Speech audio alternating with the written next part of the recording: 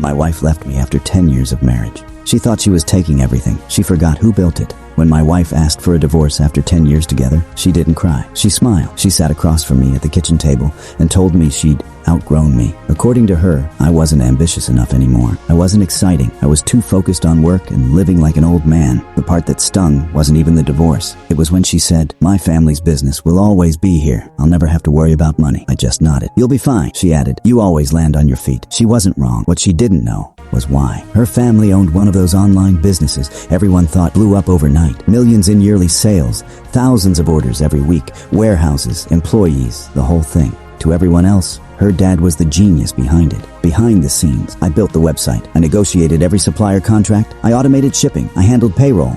I managed taxes. I personally covered cash flow whenever sales dipped. For 6 years, I'd quietly loaned the company money whenever they were short. No interest, no publicity. I never wanted credit because they were family. Most people assumed I was just the quiet husband. I preferred it that way. So when the divorce was finalized, I didn't argue. I transferred my ownership shares exactly like the lawyers agreed. I resigned from my position, canceled every personal guarantee attached to the business, stopped funding inventory, and walked away. I never threatened anyone. I never asked for revenge. I simply stopped doing work nobody knew I was doing. The first week, nothing happened. The second week, payroll was delayed. The third week, suppliers refused to ship because invoices hadn't been paid. Then their website crashed. Apparently, nobody else knew how to maintain it. Orders piled up. Customers demanded refunds. Negative reviews flooded social media. Advertising campaigns shut off because they were linked to my business accounts. Within 2 months, revenue had dropped by almost 60%. My ex-wife called me for the first time since the divorce. She didn't ask how I was. She asked if I could just help for a little while. I told her I wasn't qualified. There was silence. Then she whispered,